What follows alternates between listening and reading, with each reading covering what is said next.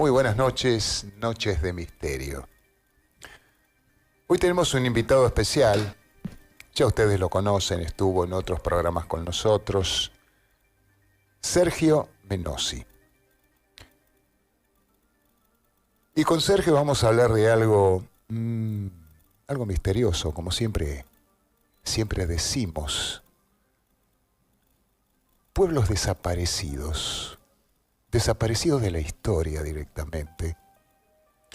Y hubo muchos pueblos que desaparecieron, se desarrollaron,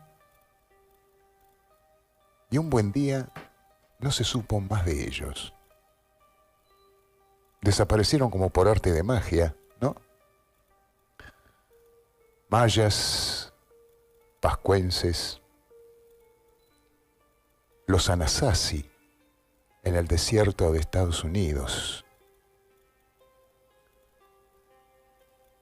el imperio de Aksum en Etiopía, del cual se habla muy poco, estuve notando. En internet no hay mucha información. Sí hay información volcada desde hace mucho tiempo, pero no actualizada. Los olmecas en el estado de Veracruz, y que se desarrollaron por toda la costa del Pacífico, en México. Imperio Jemer en Angkor, con esas construcciones maravillosas que hacían. Tallaban la piedra y construían edificios de hasta 7, 8 pisos. Es tremendo lo que hacían. Es tremendo. El Valle del Indo tiene dos ciudadelas que representan supuestamente dos imperios diferentes.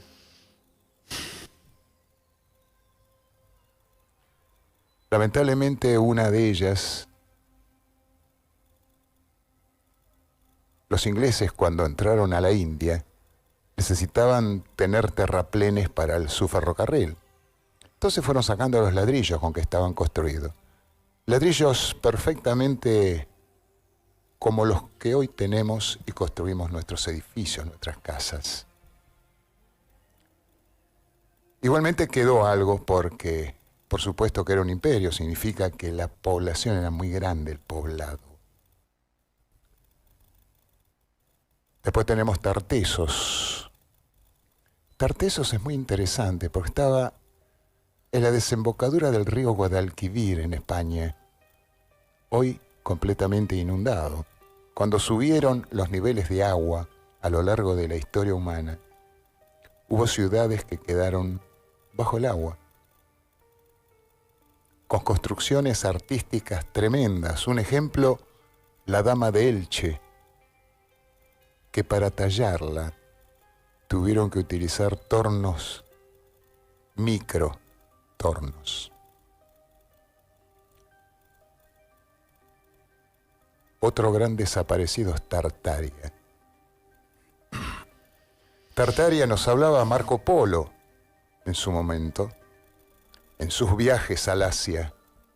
Nos hablaba de esta ciudad que ya estaba en vías de desaparición, según él. Que poseía, algo curioso, poseía lámparas que alumbraban y no necesitaban aceite para alumbrarse, sino lámparas que colgaban, esferas de vidrio, que se encendían cuando el sol se ocultaba. Algo muy curioso, ¿no? Y de ahí se habla de la tecnología que tenían los tartarios, que no tiene nada que ver con los tártaros, cuidado, Ocuparon una geografía muy amplia en el mundo, parte de China, parte de Rusia, y llegaron hasta Europa Oriental. Figuraba en los mapas del 1800, principios del 1800. Después desapareció. Ni siquiera en los mapas ya figuraba.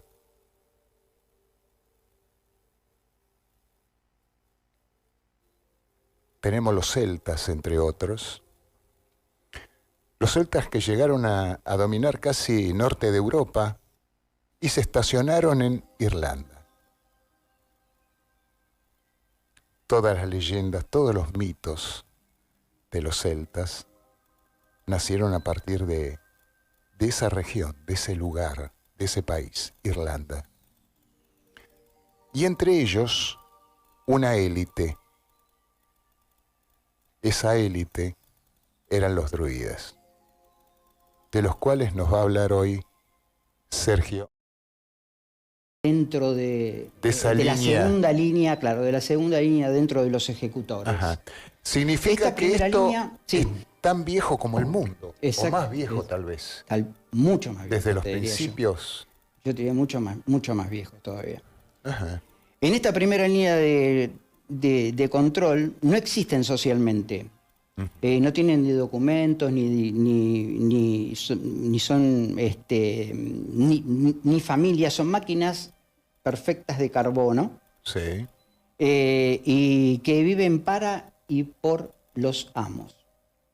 Y estos pueden hacer los trabajos más sucios y ser reemplazados en el momento que tengan que ser reemplazados. Mira. Si nosotros tuviésemos que hacer una comparación, sería como de la película Matrix, Sí, exactamente, sí, este hombre, sí. el agente Smith. Sí.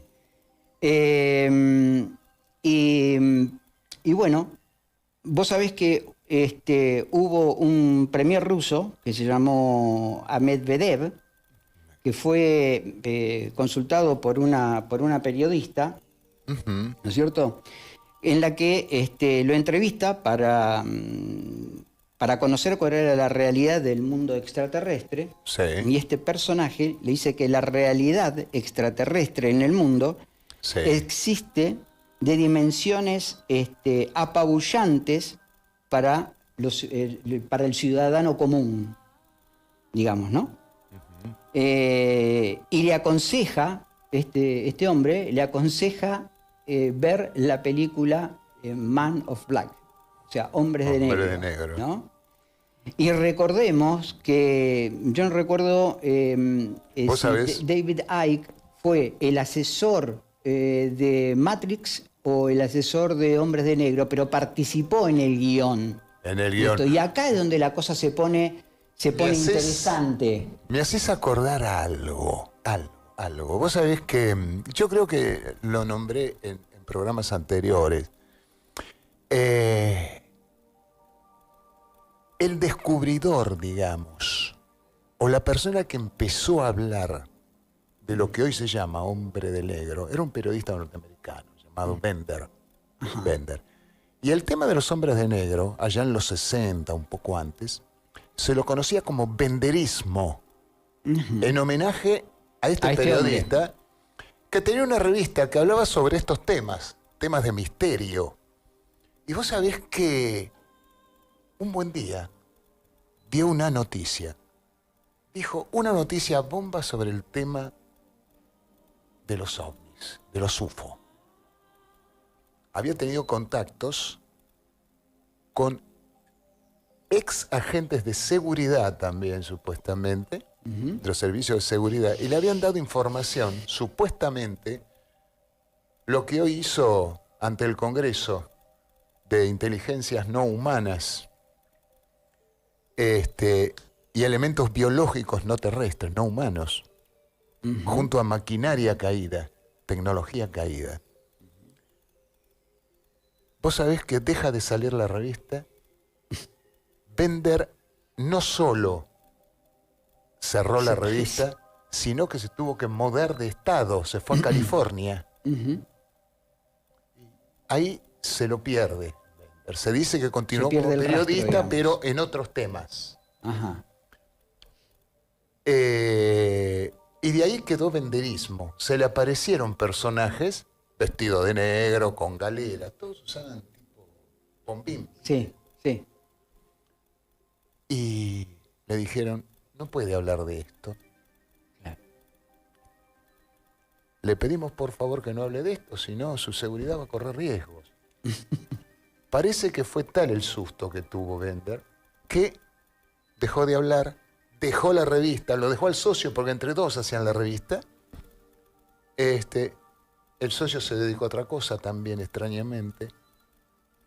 Y él se fue. Se mudó de estado. Se llevó a su familia a otro estado. Esa es la historia que se mueve, discúlpame. Sí, no, mirá vos. Bueno, yo te hablaba sobre este personaje, David Icke. Bueno, David Icke, viste que fue periodista, estuvo en el mundo del deporte, después empezó a escribir una serie de libros. Sí. Y él habla sobre una raza interdimensional. Interdimensional.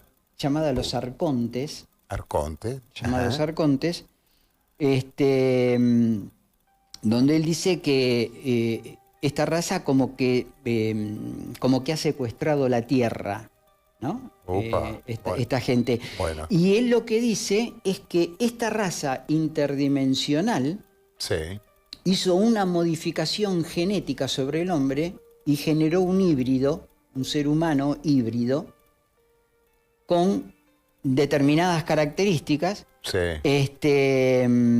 y que bueno, justamente, por eso yo lo relacionaba un poco con esto de los amos del mundo, se podría dar una similitud con ese tema, y que estos seres, cómo vivían, o sea, cuál es el combustible, cuál es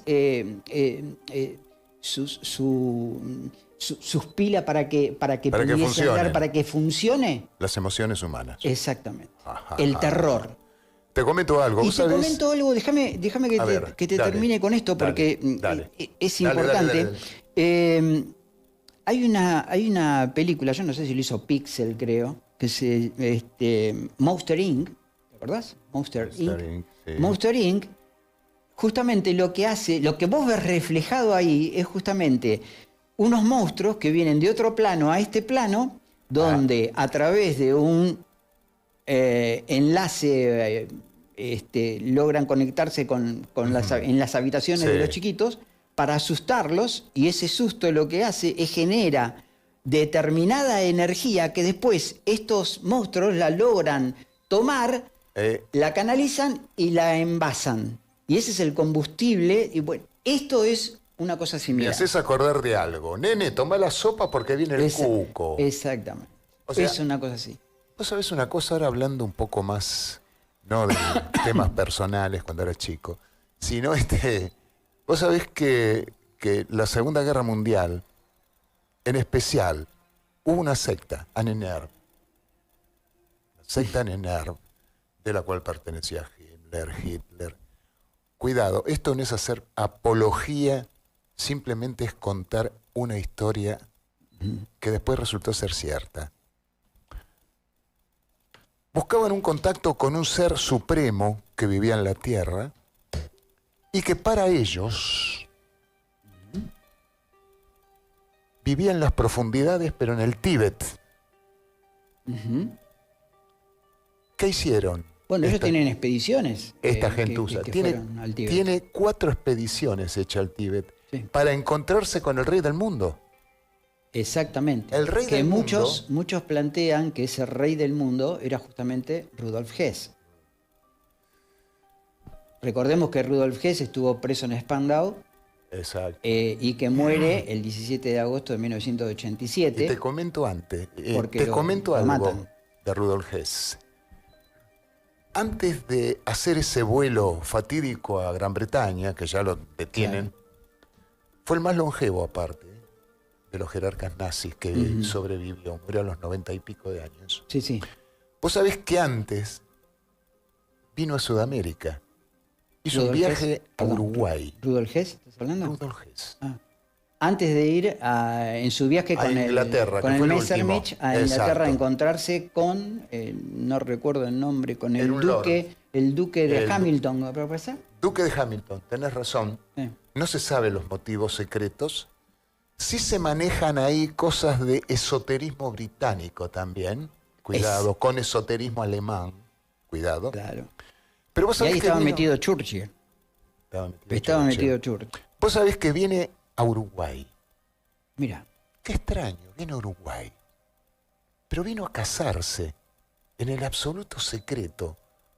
Mira, con una súbdita suiza. no lo sabía eso.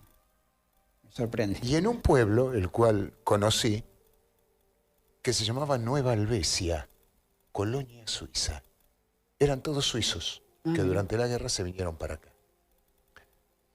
Se casó acá, dejó acá a su amada, volvió a Alemania y después toma ese vuelo que se pierde, o sea, que lo toman prisionero en Inglaterra. Claro, Andás a ver qué motivos tuvo, claro. por favor. Sí. Y otra cosa es que en el Nerve también está Otto Rahn. Otto Rahn, oh, por Dios. Y Otto Rahn era una de las personas que manejaba, digamos, el justamente muy vinculado al tema grial. Santo Grial. Exactamente, el Santo Grial. Buscaban elementos esotéricos los Claro, la NRB, jerarcas. claro, la NRB Así como fue, buscaban el Arca de la Alianza, por ejemplo, que yo lo vi la lanza de Longinas. en pinturas, los levitas llevando el arca, pero una gran falla noté, porque los levitas no tomaban las astas del arca, eran 4 levitas que llevaban, con las manos desnudas, sino se ponían guantes de cuero en sus manos. Uno de ellos, esto es bíblico ya, la tomó olvidando el guante en el suelo, sobre la arena, y quedó fulminado directamente. La pregunta es, ¿qué llevaba el arca? Claro. Y ¿No era ahí un quedan capacitor o algo por el estilo? Mucho no conozco electrónica, pero me parece que algo de eso había, ¿no? Vos sabés que supuestamente, no sé, un método de contacto tal vez adentro, no sé, un equipo tecnológico tal vez, ¿quién te dice? No sabemos. En la actualidad, Lo que sí sabemos que estaba muy vinculado en el NRB con todo el esoterismo alemán. con todo el esoterismo alemán. Por favor, continúa. No, y bueno, acá sí arrancaríamos con el tema de los druidas. Los druidas. Por fin hablamos de los druidas. Por fin hablamos Atento, de los druidas, como esta gente que tenía el conocimiento, o conocía el conocimiento. Tenían. ¿Cómo? Que tenían conocimiento. Claro, Eran los tenían que, el conocimiento, los que conocían la verdad, decían. eran ¿no? la Ellos decían que élite de los conocían la verdad. celtas. ¿Qué significa ser élite en los celtas? Tenían dominio político, dominio en conocimiento. Eran los que tenían tantos conocimientos astronómicos que eran los que, digamos, tenían una forma de predecir en qué momento cosechar y en qué momento, Claro. en base a los monumentos que hacían, que les marcaban. Bueno, claro, lo que pasa es que todo eso está vinculado justamente a los druidas, porque los Claro que druidas sí. eran los sacerdotes, si Sacerdote. queremos llamarlo de alguna manera, Sí. aunque para ser sacerdote uno tiene que hacer un culto a nivel público y los druidas no hacían No eso. hacían, ni dejaron nada escrito. Claro, dejaron pero nada escrito. no dejaron nada escrito. Pero sí, esta gente hacía cultos, pero ¿dónde? En la profundidad de los bosques. Exacto. Y no iban todos. Y vos sabés que me animo a agregar algo que lo dijo el amigo Carlos Matos, acá, cuando hablamos sobre el célebre avistaje de Kenneth Arnold, Ajá. dándole auge en la historia moderna de los platillos voladores, los ovnis. 24 de junio. Había una fiesta entre los celtas, una fiesta, la fiesta del bosque, que se hacía el 24 de junio. Da la casualidad lo que hablaba Carlos Matos. Exactamente. Y vos sabés que, Perdón. hay las claves, digamos, una de las claves del druidismo, porque en realidad lo que nosotros conocemos sobre los druidas es nada. Nada. Es muy poco. Es más. Exacto. Es más. Si no hubiese aparecido en la saga artúrica Merlín, nosotros casi te diría que el druidismo hubiese desaparecido. A pesar de que hoy existen los llamados nuevos druidas y todo ese tipo de cosas. Hay 25.000 desparramados en todo el mundo. Vos sabés que te cuento una anécdota. Vos sabés que había creo que esto fue en Inglaterra o en Escocia, no recuerdo bien el lugar, pero había una ruta que era como 100 kilómetros que tenía de largo y mucha cantidad de accidentes había. Y bueno, la cosa que no había manera de solucionar, hasta que a alguien se le ocurre llamar a uno de estos personajes de druida conocidos del momento, y el tipo hace un ritual, creo que con una piedra, si no me equivoco, y los accidentes después del ritual, que no sé cuántos eran antes, bajaron a 0. Mirá. O sea que existen todavía unas pinceladas de lo que era el druidismo. Sí. Pero, como yo te decía antes, o sea, ¿por qué no se conocen? No tenemos material, no tenemos algo escrito, porque justamente el conocimiento de los druidas, primero, era oral. Claro, era oral. Era oral. Segundo, era iniciático. Ajá. Era iniciático. Y digamos que su conocimiento se mantenía oculto. Esos eran los 3 factores principales por el cual hasta el día de hoy no conocemos casi nada sobre los druidas. Vos sabés que cierta vez me dijeron, perdóname, que la iniciación, digamos, oculta de los druidas se basaba en unos versos que decían así, creo. Para nacer y ser, hace falta morir primero. Entonces será llamado el 2 veces nacido. Era como que lo reconvertían a la persona en otra cosa. Por ahí le quitaban el conocimiento que tenía y le agregaban otro. Lavado de cerebro, no sé. Claro. Pero bueno, perdóname, sí. Y los druidas, claro, y los druidas eran grandes constructores. No tenemos más que recordar Stonehenge, señor. como para tener una idea de esto. Pero, digamos, del conocimiento de los druidas ya viene desde el pasado. Por ejemplo, desde Julio César.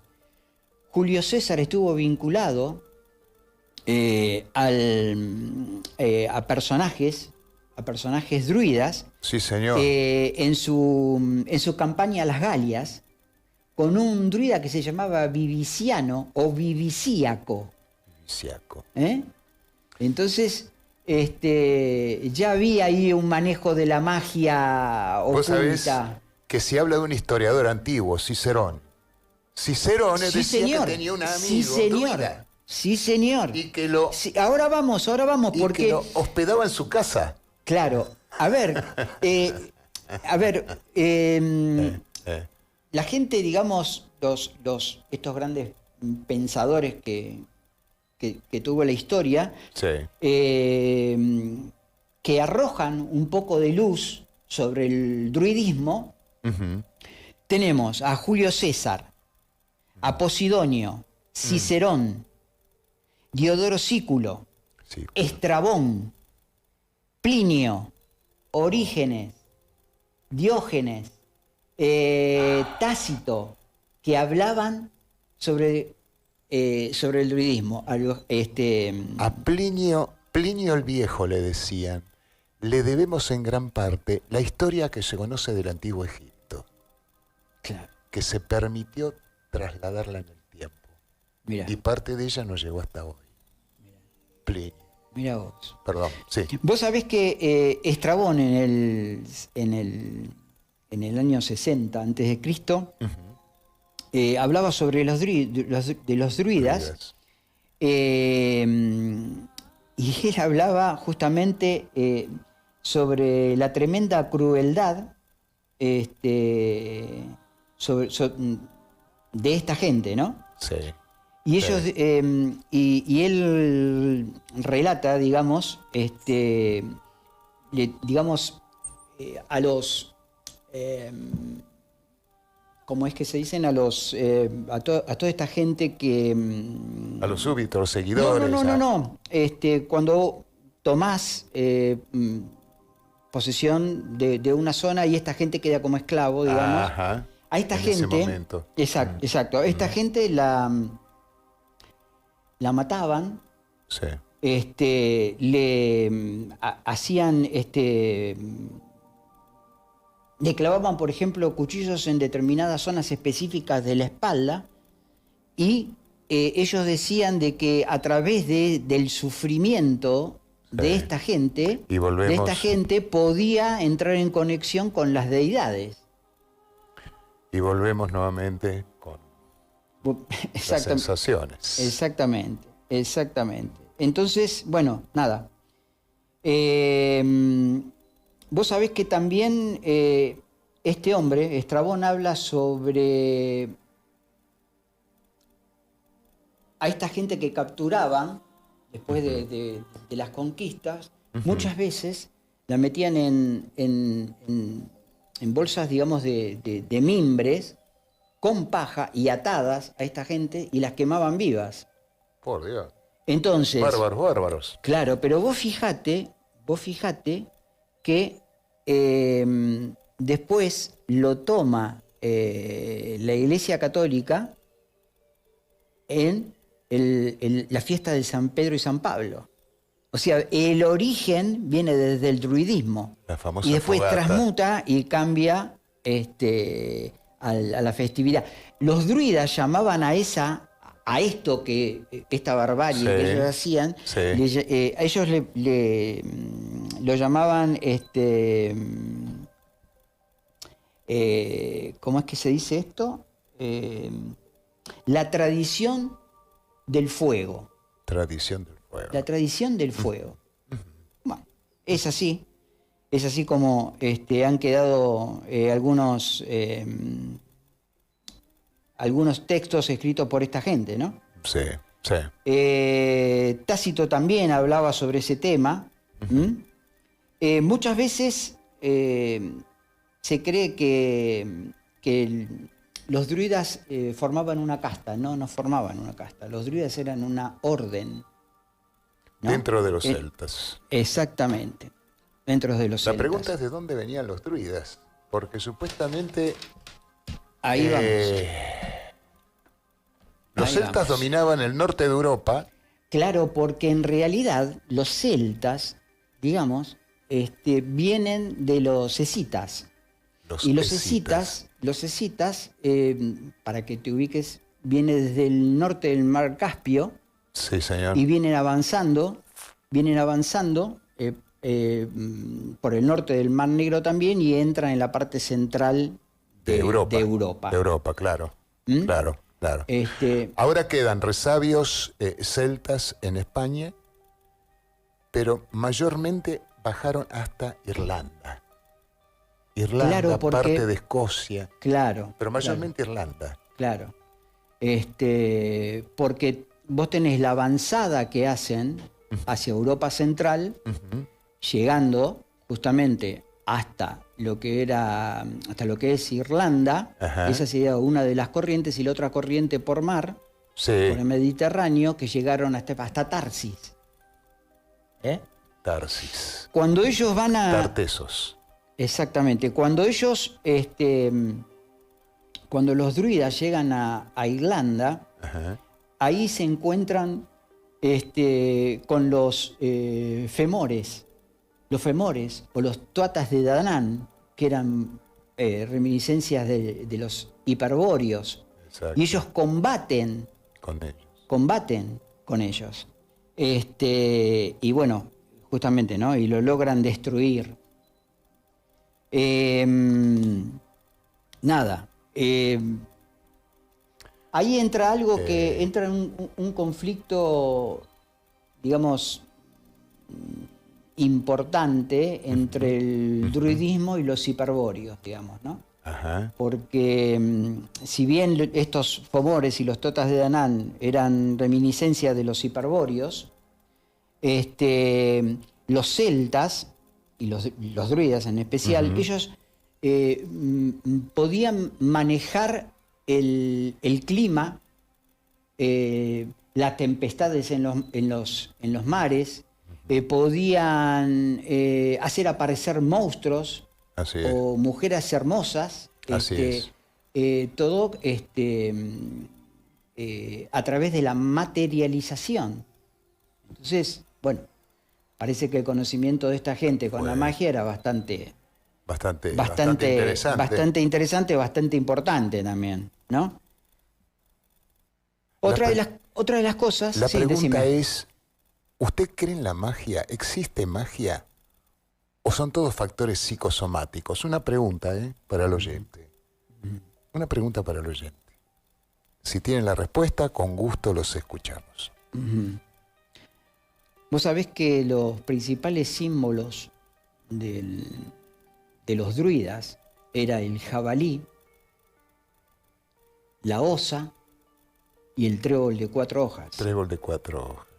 El jabalí, tanto el jabalí como la osa la colocaban, digamos, en sus túnicas, porque los druidas usaban unas túnicas blancas también. Donde ahí tenían grabado, digamos, el jabalí y la osa. Sí, y de ahí las leyendas de los duendes, los gnomos, los elfos, en el bosque. Todo producto del bosque. Claro. Extraños seres, tal vez dimensionales, que existían. Claro. ¿Quién te dice? Sí. Y vos sabés que ellos también se guiaban por el calendario de los bosques, los druidas. Usaban un calendario de los bosques. Pero, como te digo siempre, o sea, la información que hay es muy poca. Es poca. Es muy poca. Por eso traté de hacer una síntesis de lo que pude llegar a localizar como información, ¿no? Sí. Y como te decía, bueno, el jabalí era la representación del poder del druida, y la osa era la representación del guerrero. O sea que, imagínense. Hay un personaje que se llama René Grenon. Sí, claro, que él habla de la conexión entre... Claro, porque esto viene a través del jabalí, y cómo el jabalí y la osa, que eran símbolos que pertenecían a los hiperbóreos, los druidas le dieron una vuelta de hoja y lo transformaron, pero que en realidad viene del pueblo hiperbóreo, no de los druidas. Los druidas lo que hicieron fue tomar esos símbolos y lo transmutaron. Es lo que habla René Grenon. Exacto. Nada. Así que bueno, tenemos bastante. Vos sabés que los druidas manejaban un alfabeto que ellos se lo transmitieron a los celtas, que se llamaba Ogan. Ogan. Y era un alfabeto que tenía 20 caracteres, de los cuales 15 eran consonantes y 5 eran vocales. Sí.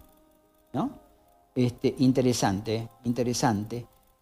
Y dentro también... Decime. No, lo extraño es que tenían alfabeto, significa que sabían escribir y leer, pero no dejaron nada. No dejaron absolutamente nada. Sí.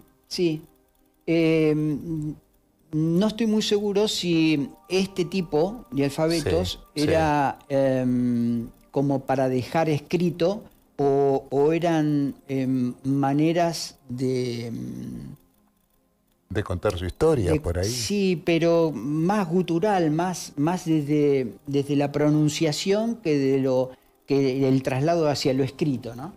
Vos sabés que a través de la arqueología se fue descubriendo no más sobre los druidas, pero sí cómo vivían ellos, que eran excelentes constructores, como dijiste vos, pero fueron encontrados, suponete, fue encontrado enterrada una estatua Ujú. de lo que supuestamente podría ser llamémosle rey, un rey druida, Ujú. que tenía un tocado bastante interesante. Tenía un tocado a los costados bastante, que me hizo acordar a la dama de Elche, tartesiana, de Tartesos, allá a orillas de Guadalquivir. Un tocado extraño en su oreja. Vos sabés que hubo pueblos que utilizaban demasiadas o partes de su fisonomía para decirse que pertenecían a una clase, ponele, más alta, una clase sacerdotal, ponele. Un ejemplo, los hindúes. Yo siempre lo pongo de ejemplo al Buda. El Buda, ¿viste que le ponen Sí, con orejas las largas? orejas largas. Sí. Bueno, y orejas largas encontramos entre los incas, encontramos en República Dominicana hay un dios del agua, que tiene también unas orejas bastante protuberantes. En la India. Entonces podríamos decir que hay culturas arraigadas que han quedado y han esparcido su forma de ver, yo siempre digo sus formas y sus modos, a otros pueblos, o tal vez pueblos que abandonaron en un momento, suponete India, para venirse a América, y guardaron la creencia de las orejas largas, un ejemplo. Yo todo esto voy a una idea que tengo, que es, tenemos culturas prediluvianas y culturas después del diluvio. Un diluvio que está comprobado que existió. Significa que las prediluvianas... Pero el diluvio, como el diluvio a nivel global o diluvio, parcial. No, yo te diría a nivel global. ¿Por qué? Porque nos hablan, las culturas del mundo nos hablan de una catástrofe que fue subida de agua, lluvia, y subieron los niveles del mar. Se ha comprobado que el nivel del mar subió aproximadamente 120, 130 metros desde la última glaciación hasta ahora, hace 22.000 años, ponele. Tenés el Popol Vuh, nos habla de una gran inundación, libro sagrado de los mayas. Del otro lado del Atlántico tenés historias y tenés restos físicos que quedan sobre un gran aumento de agua que erosionó determinadas construcciones antiguas. Un ejemplo, las pirámides. Claro, claro, exacto. Bueno, Robert Schoch habla sobre ese tema. Sobre ese tema. Lo que ocurre es que existió una catástrofe global, para mí. Lago Titicaca, agua salada. Claro. ¿Cómo llegó el agua salada a esa altura? 2.900, 3.000 metros. ¿Cómo es posible que haya quedado ahí arriba agua salada? Está bien, los salitrales que tenés pudo haber contaminado el agua y la transformó en salada. Pero se dice que hay una ciudad bajo el Titicaca, una ciudad que en su momento era una ciudad floreciente. Y todo había sido tirado justamente en el lago Titicaca. Y te digo más, están los famosos huros. Los huros. Indios. Bueno, si vos mirás y comparás una embarcación de los huros con la embarcación que tenían los egipcios, son iguales. Exactamente. Las que hacen los con totora a los que hacen con los que tuvieron. Solo que los huros ahora están más occidentalizados. Antes vivían en bueno, islas pero flotantes. eso es muy común por tema de tiempos, ¿no? Bueno, vivían en esas islas, construían sus casas sobre islas de totora. Claro. Cosas que ahora nos bajan a tierra. Antes nos podían tocar la tierra. Porque ellos tienen una leyenda, la leyenda de Orejona. Claro, mujer. Exactamente. Y volvemos a lo que te decía antes, orejón. Orejas largas, como los hindúes.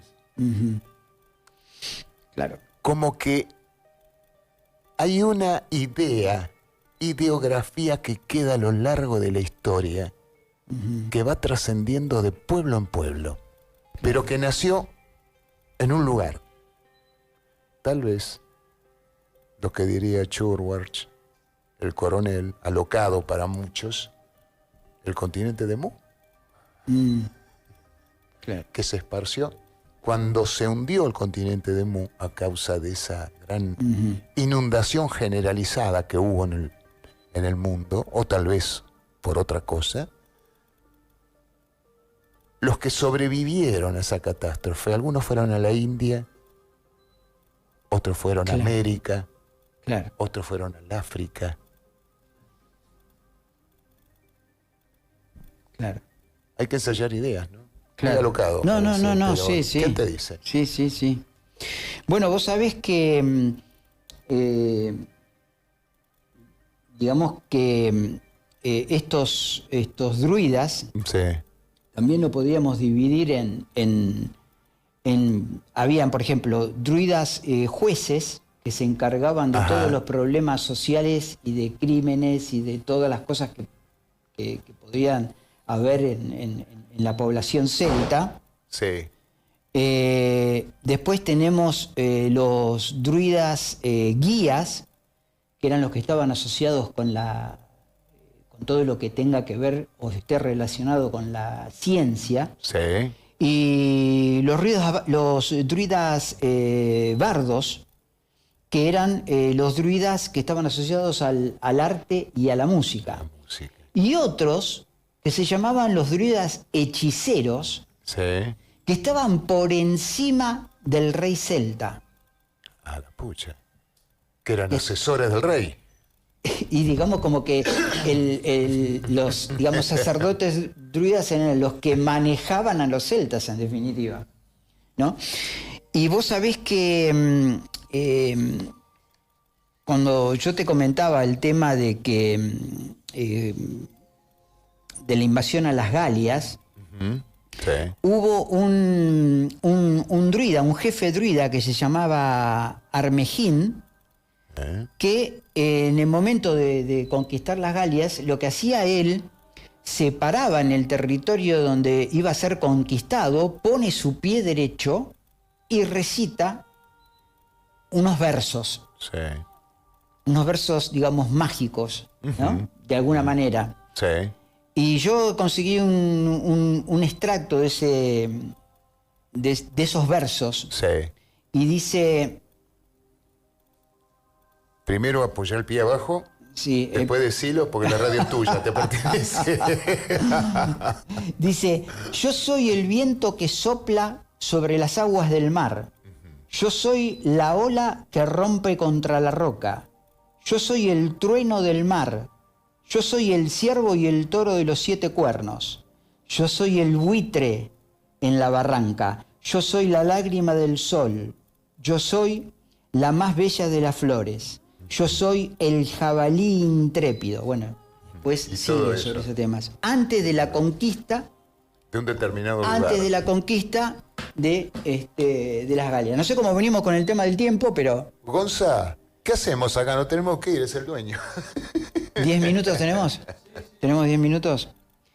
Bueno, a ver si puedo a ver. resumir así en forma rápida. A ver. Vos Sí, sabés que... tenemos 8 minutos. Bueno, dale. Vos sabés... Pero cuidado, continuamos en otro programa. Sí. Vos sabés que...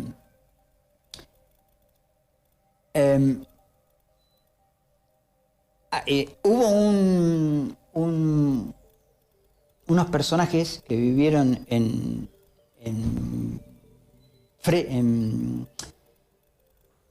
Fresia, que eran, digamos, una familia. Esto estamos hablando hace bastante tiempo atrás, en lo que hoy sería Bélgica, Holanda. Ajá. Hubo una familia que se llamó Ober de Linde, que a lo largo de la historia, fueron guardando relatos y notas de los acontecimientos que iba pasando en la familia y en la historia, digamos, a lo largo de los años. Sí. Y hubo un personaje que se llamó Cornelius Ober de Linde, que le llega material a través de una tía de él, que recopiló, digamos, toda esa información a través de los cientos de años, en lo que relata la historia del pueblo frisón, la historia de los frisones, y este Cornelius Ober de Linde tenía un amigo que era bibliotecario que conocía las lenguas antiguas y empieza a traducir todo ese manuscrito. Sí. Y el manuscrito, si bien parte como alrededor de 3.000 años hasta el 1256, Ajá. y ahí se para de escribir, Sí. y después sigue, digamos, pasando de familia en familia hasta que llega a este Cornelius, y hace la traducción, se arma un libro, se recopila todo este libro, y hubo un tipo que se llamaba Robert Scutton, que en 1973 hace un libro que se llama La Otra Atlántida.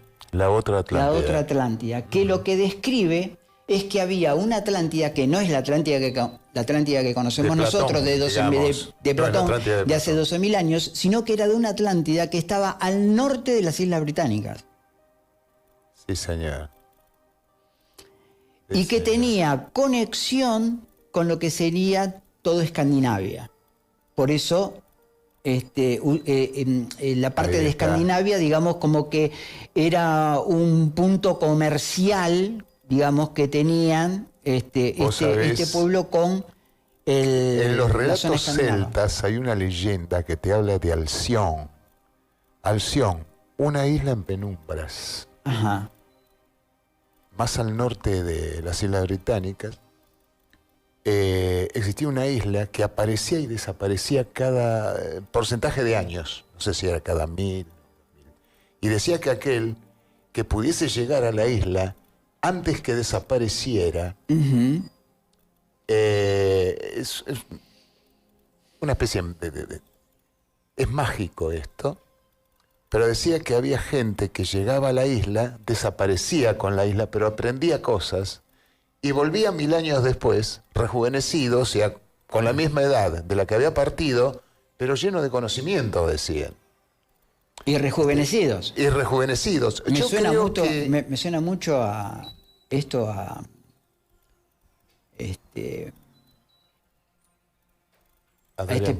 personaje que... Dorian Gray, no. No, a este personaje que iba a rejuvenecer cada 19 años. ¿Te acordás? Sí. Que era alquimista. Que decían que era alquimista. Que iba a rejuvenecer, y ahí se asocia con Hiperbórea, pero... Exacto. No se sabe mucho. Bueno, no recuerdo el nombre, sinceramente. Exacto. Uno no sé, hay Decime. tantos nombres raros acá que uno por ahí no se los acuerda, pero es interesante la historia. Yo siempre digo. Vos sabés, Sergio, que me pareció a mí interesante tu historia sobre los druidas. Bien toda el manejo que le hiciste, pero obviamente que quedan muchas cosas en el tintero, así que próximamente en algún otro programa vas a seguir, ¿eh? Exacto. Guarda, Bueno, bárbaro. No te escapas así nomás, ¿eh? No. Tomate Después... el 21 de Mar del Plata, volvé y... Exactamente. O vení corriendo, que es lo que te gusta a vos, sí, ¿no? Correr. Sí, bueno, exacto. No, y te decía de que después, claro, los druidas no desaparecen, sino que pasa algo con los druidas que lo vamos a explicar se reconvierten. Sí, digamos, por llamarlo de alguna manera. Recordemos que en la actualidad están lo que yo le llamaría los nuevos druidas, que son, se cree que son alrededor de 25.000. Ajá. Se cree. Desparramados Siempre en todo el mundo, ¿eh? Pensé que era solamente por la zona de Europa, Inglaterra. Desparramados en todo el mundo, que según se dice, siguen las creencias druidas. Claro. Excepto la de matar a los enemigos, ¿no? Claro. Porque estarían claro. todos, Exacto. todos presos. Pero Es como los nuevos templarios, digamos. es más o menos. Una cosa parecida. Nuevos Templarios o los Caballeros de Fuego o otra orden que hay. Aunque a mí no me gustan las órdenes, yo siempre digo que cuando tratamos temas esotéricos, temas que van hacia adentro de la persona, hay que ser muy cuidadoso. Hay que ser cuidadoso con los grupos cerrados, un ejemplo. Para mí todo grupo cerrado es como el pulpo en su tinta. No te resuena. Vos te tenés que expandir, quieras o no. Un ejemplo es por eso que cuando hacemos el café ufológico de Santa Clara del Mar, al igual que hacemos Río 54, el café ufológico, el primer café ufológico en Capital Federal. Perdón, pero creo que acá el próximo es el 7 de marzo. Acá el próximo en Santa Clara es el 7 de marzo, vamos avisando, sábado 7 de marzo. Vamos a asistir. Desde ya invitado al que quiera venir, pueda venir, o sea.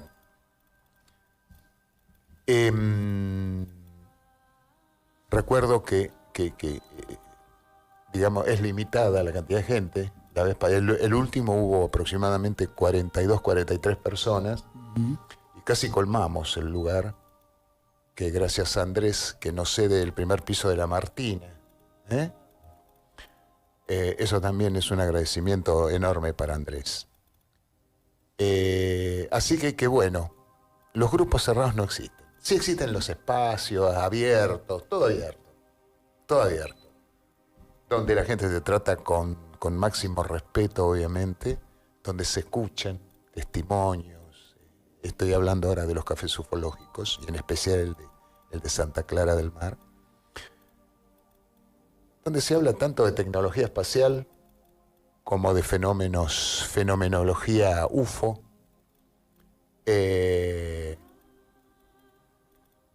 historias místicas también. Así que es un lugar abierto a todo. Yo les recuerdo que Sergio Menossi es artista plástico, es profesor de pintura, ¿no es cierto? Aunque ahora ya no te dedicas tanto. No, di clases y todo. Sí. Y se dedica a correr, le llaman la liebre de Mar del Plata.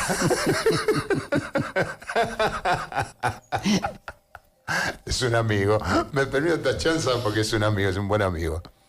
Y por supuesto que nos vamos con... Esto último ya no fue misterio, nos fuimos un poco de onda, digamos, misteriosa, pero los esperamos el próximo lunes con más Noches de Misterio. Muchas gracias y hasta el lunes.